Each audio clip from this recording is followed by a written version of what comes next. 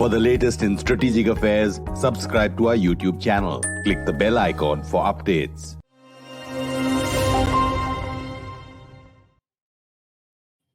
This is StratNews Global. I'm Amitabh Revi, and you're watching our weekly flagship show, The Talking Point.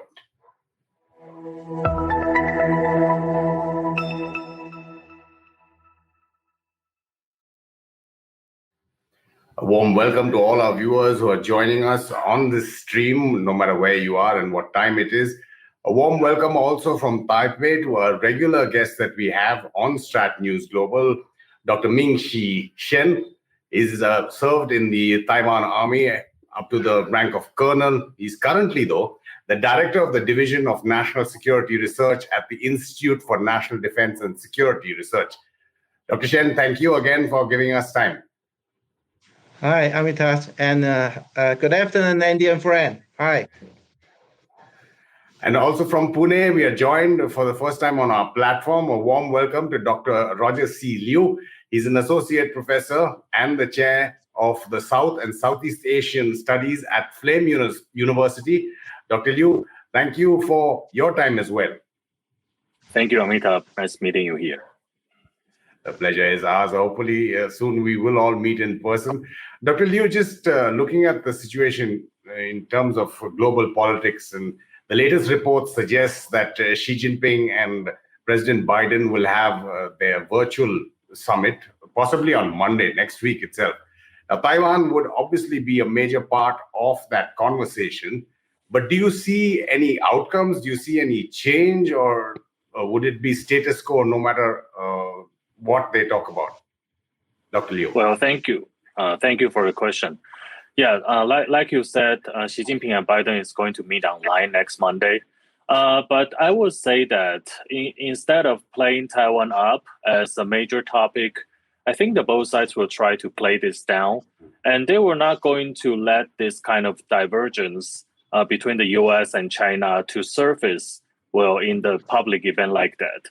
I think they will be working on some issues that will show the potential for collaboration between the two countries. For example, they're going to focus on trade and custom, and the reopening of the consulate that got open.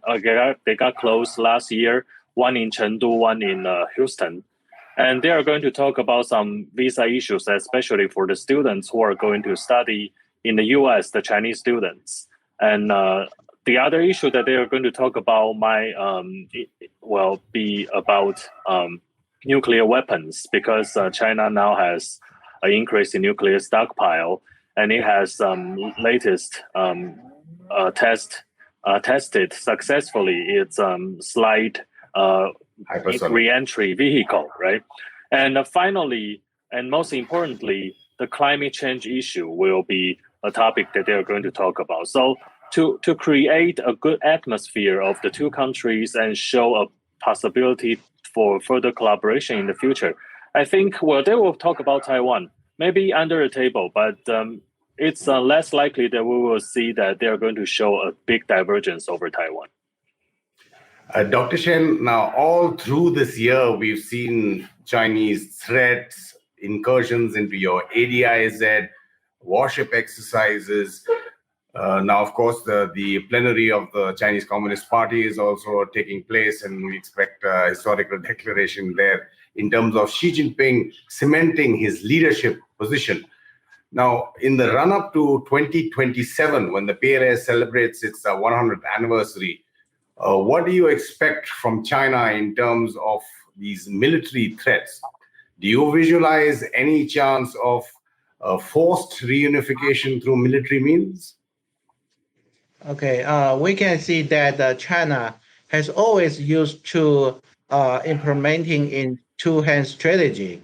Especially you can see when U.S. representative and senator visit Taiwan, led organized and military training exercise immediately. But I think that when China conducts exercise openly and demonstratively, it may not take actual military action toward Taiwan. It may only increase deterrence or show their idea or show their capability. However, it's necessary to consider that the military significance behind China training and exercise in this region, and its preparation after the outbreak conflict one day.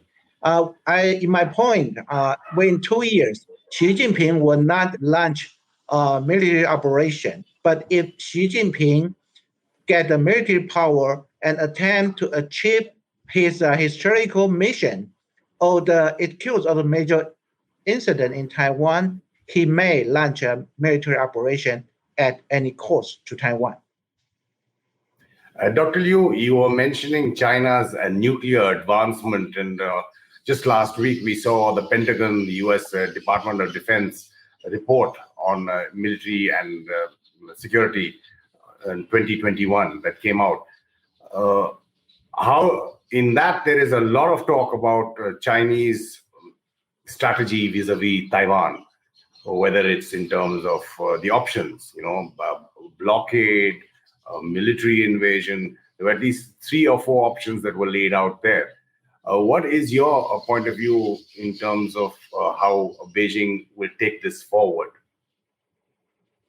Well, for the past few years or the past few weeks, a lot of people are talking about the possibility that PLA or the CCP will be using military options against Taiwan for the years to come. And the U.S. actually has issued warnings last year. Recently, according to the Reuters report, they actually have listed 6 different scenarios, including the attack on the islands, the coastal islands near China, including Jinmen and Mazu.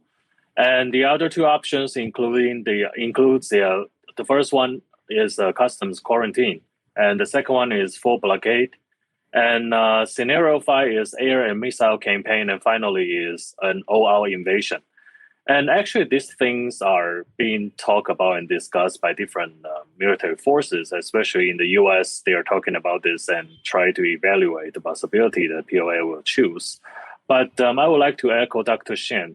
I think, for these listed options, instead of warn us militarily, I think this is actually like a political signal that the friendly forces want to remind Taiwan and its allies that China is seriously considered the using of military options.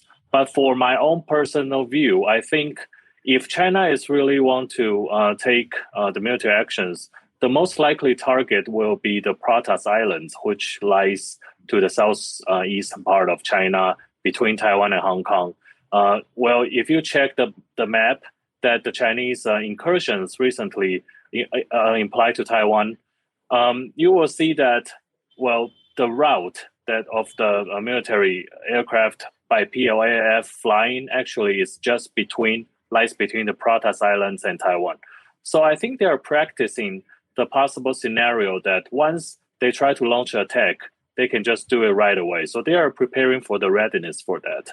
And to attack a small island like that actually will deliver several options or purposes. First, it will send a signal to all those parties surrounding the South China Sea, because the Pratas Islands actually lies at the opening of the South China Sea. And secondly, this is very close to China. It's even closer to the Chinese mainland than to the island of Taiwan itself. So it's about 200 kilometers away from the Guangdong province, but it's like 300 to 400 kilometers from Taiwan. So it will make it very difficult for Taiwan to come to rescue. And thirdly, this small island is actually, garrisoned by only 200 Coast Guard soldiers / policemen. So it's easier to take over this island. And if the Chinese can just come to this island and they will just abduct these soldiers and take them back to mainland China. And this will cause a big political effect when the Taiwanese people see on the TV that these people are held captive and saying that, peace is very important, and ask the Taiwanese government to rescue them and give up the idea of resistance. That will deliver a very important and very big political impact on Taiwan. So I think this is most likely. than any other options. Sure. Dr. Shen, in terms of defense preparedness, we've seen Taiwan itself conducts its exercises, whether it's ground exercises, whether it's naval exercises or air. The Chinese constant intrusions into your ADIZ keep the pilots and everybody else on their toes, and there must be a lot of fatigue. But in terms of defense of an island, now that would be very different in terms of military strategy than say like the PLA army, right? And you have been talking about that and writing about that a lot. Tell us a little bit about how there would be a difference needed in defense preparedness for Taiwan, considering your situation. Facing China military threat. Yes, we are Go facing. ahead. Okay, we are facing China military threat for more than 70 years. So we have already had many operation plans to deal with the different scenario or situation. Yes, Roger talking about the protest. Yeah, protest is very difficult for Taiwan's defense because we cannot provide enough support when PLA attack protest. And of course, if we send troops to help the protest, maybe we'll reduce the defense capability of Taiwan. So our main point is Taiwan defense strategy option. And Taiwan defense strategy is based on a strong island-wide or Taiwan home island defense system. When the PLA attack with missile or sea and air strike, we will preserve our combat power first. And then when China started landing operation, and Taiwan will use long-range weapon or cruise missile to attack China landing force to weak China military power and slowing down or disrupting PLA landing operation, organization or tempo, and eliminating landing power. If China occupy the homeland city of Taiwan, it will start. It will make Taiwan will attack the guerrilla warfare and make PLA by means of guerrilla warfare on the sea coast, big city, and a mountain area. Thank you. Right. Dr. Liu, we're seeing these pictures there of your president inaugurating indigenous submarines, which are being built as well. Just when the first answer that you gave in terms of the Biden-Xi summit, when you said that Taiwan would probably be talked about, but there are other issues. How does Taiwan see the US in terms of a reliable ally? We saw what happened recently when President Biden said that the US would come to the Taiwan's rescue if the Chinese invaded, and then subsequently the State Department, the Department of Defense said there's no change in Taiwan policy. It's still of strategic ambiguity. There's a lot of talk among analysts that the US is being perceived as not reliable, especially after its withdrawal from, say, Afghanistan. How does Taiwan see the US as a partner, as an ally? Dr. Liu. Thank you very much for this question. Well, for the past 70 years, U.S. has been a staunch ally for the Republic of China on Taiwan. And this is the only ally that we can rely on. So, for the past 70 years, actually, there are ups and downs for the relations between Taiwan and the U.S. And the U.S.-Taiwan/China policy is based upon 3 communiques and 1 act. And it has changed a little bit, as the history goes and as the great power relations between especially China, Russia/Soviet Union, and the US has been changing. Well, the US for past few decades has tried to play the China card, especially in the 1970s, 80s, or 90s. And during that time, actually US placed China above Taiwan. But I would say recently that Taiwan's status and the international status has been rising, and its importance for the U.S. is growing up every day. Because, first, now the U.S. has been officially seeing China as rising threat, which did not happen like 30 years before. Because especially in the 1990s, when the U.S. still believes in the peaceful transformation of China, there is a strategy, especially in Washington, D.C., it's about liberalizing China. Well, the politicians and the strategic planners in Washington, D.C. believe that if expose China, introduce China into the international system, China will become democratized day by day. However, after all this, especially after 2018, when Xi Jinping canceled his term limit, and for the recent affairs, including Hong Kong, what happened in Xinjiang Uyghur region, well, the Western world and the U.S. will eventually see the true face, the true color of China. It's going on the road of becoming a technological authoritarian regime. So in such a situation, Taiwan becomes very important because firstly, Taiwan is a symbol of democracy. Taiwan is a successful story of the U.S.-based democratic, strategy. So U.S. has to defend that.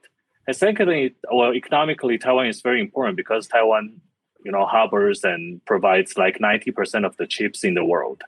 So strategically, economically, and politically, Taiwan is becoming more and more important. So I am quite optimistic about the relationship between the U.S. support and Taiwan. Dr. Shen, if you want to add anything there, of course, in our previous conversations we've had with you, though you say the U.S. is the most reliable ally, ultimately Taiwan has to defend itself, right? But we've also seen words of support from Japan. How do you see it in terms of international support for Taiwan when, it's a crunch time? Okay, you can see that recently many new and old security mechanism organize exercise or training or military cooperation under the Quad. If Taiwan want to join Quad Plus, that is very important international support for Taiwan under the United States to be a leader in the Quad.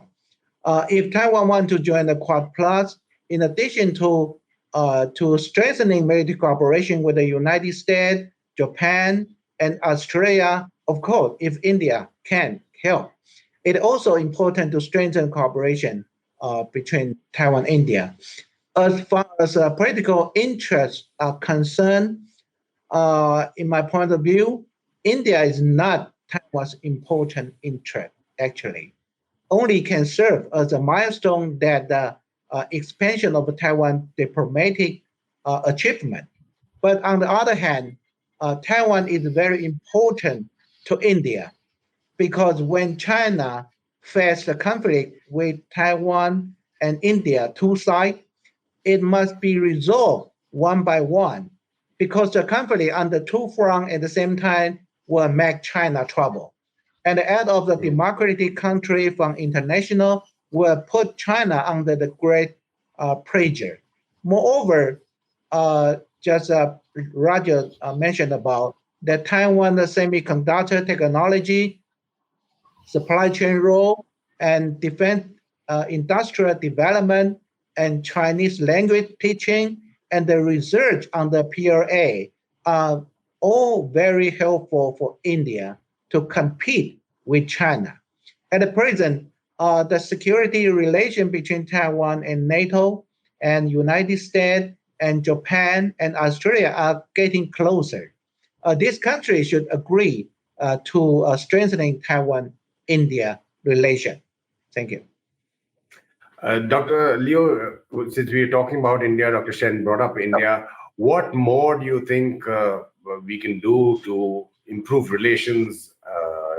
There is a lot of talk about billion-dollar semiconductor business being conducted in India or investment. But apart from that, Dr. Liu, how do you think the two countries can take the ties to a different level? Thank you very much for the question. Taiwan and India has started to reconnect with each other since 1995, and this actually is a result of our Act East, Look East policy initiated in 1991.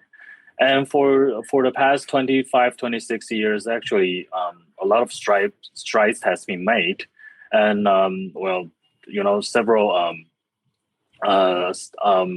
investment-related agreement has been signed between India and Taiwan, and we can see that politically, India and Taiwan has stepped up its relations as well. But I think what some issues between India and Taiwan is that, as I likely to said, we have built out the bridge, but we need to get more people to walk over the bridge because Taiwan and India still need to know each other much better. Because we are separated by Southeast Asia, and although Taiwan is a lot of Taiwan is a Buddhist country. There are a lot of Buddhists in Taiwan, but the Buddhism of Taiwan actually is like a synthesized one, the Chinese version of Buddhism, and but still, religion plays a very important bridge between the people and people between Taiwan and India. This is the first thing that we have to step up. The second thing is that, security-wise, I think there are some space and growing, the space of collaboration between India and Taiwan to collaborate in security affairs is growing bigger. First is that we face the common threat, which is China.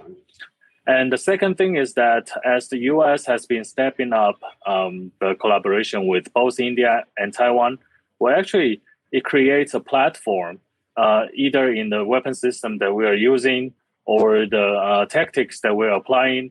Actually, we can find some commonalities over there.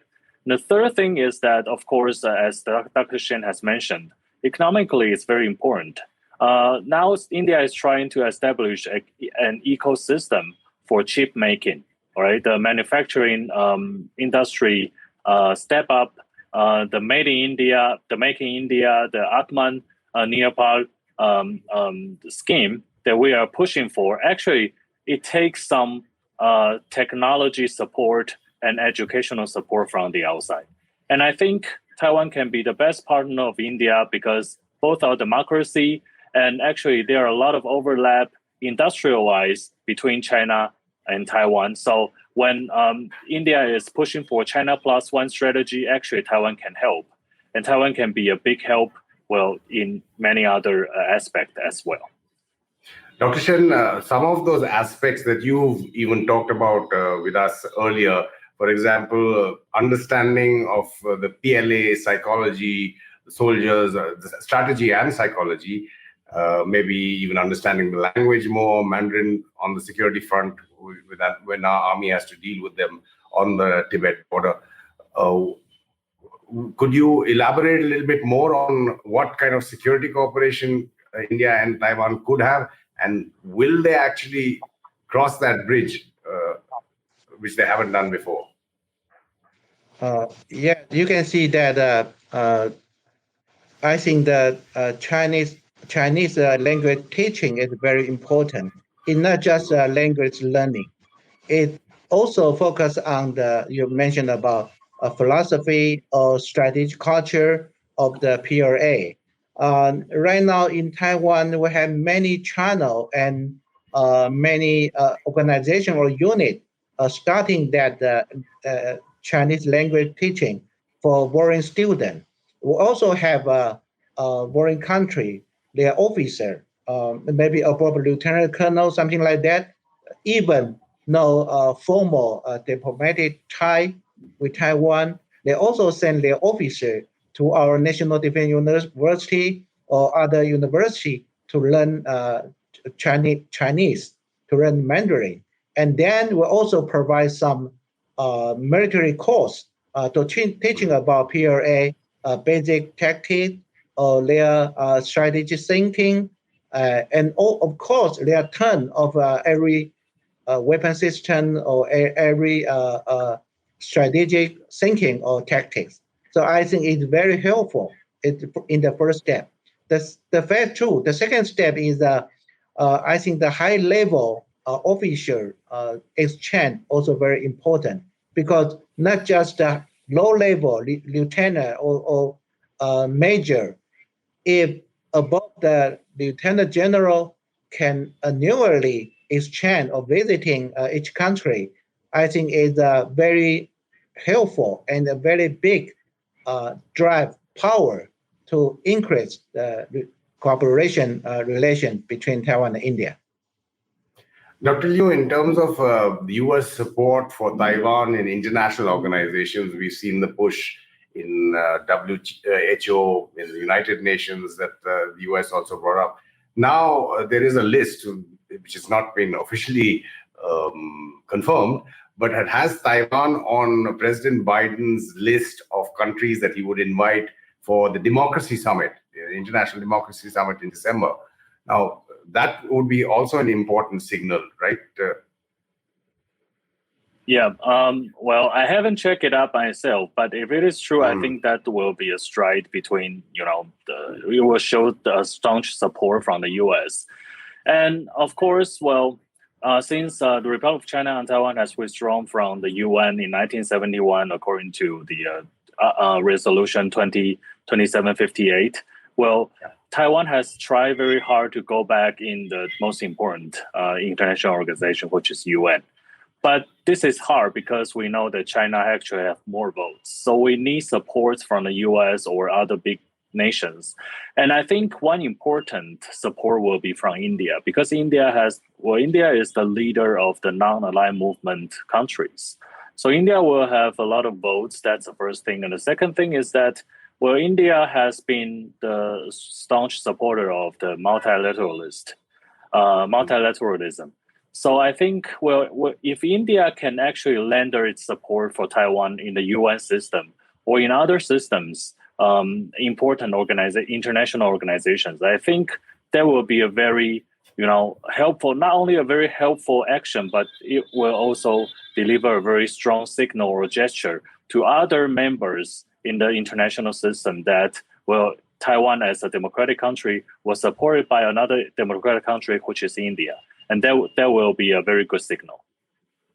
In terms of signals, Dr. Shen, I know you've spoken about this before, but Taiwan will you rule out Taiwan ever exercising the nuclear option as a deterrence, or is that too much of a provocation for the CCP, for Xi Jinping, for Beijing? Okay, I think for Taiwan, we have a complete set of combat plan or operation plan and can deal with any scenario that we're thinking about. Because yesterday we just released our defense report, and then U.S. also released their defense report right now. I think in addition to the law and policy for countering the United Front in peacetime from China, we also faced gray zone operation from China, and various and different military operation, and also can invade Taiwan. We also had complete plan about this situation and scenario. We know that in recent that United States President Biden, he mentioned about his commitment. So that Taiwan, we are grateful for the international support, especially from United States. But Taiwan does not rely on the foreign troop to fight, and China dispatched up 300,000 people to Taiwan Strait to fight, and Taiwan also can use our reserve system. We have millions of reserve soldiers, so it is actually organized and training of our reserve soldiers. I believe China will not easily to take the risk of invade Taiwan and maybe closing the collapse of the one of its own political power and economy of China. Dr. Ming-shih Shen, absolutely appreciate your time and expertise in giving us all all your time on StratNews Global. Thank you so much, Dr. Shen. Thank you. And Dr. Liu, appreciate you giving us time for your debut on StratNews Global. We hope to have you many more times again. Thank you. Namaskar. Okay. And just a reminder to all our viewers, do subscribe to our YouTube channel if you haven't already, and do spread the word so that we get more subscribers. Do also follow our social media handles on Twitter, Facebook, and Instagram for the latest news and analysis from an Indian perspective.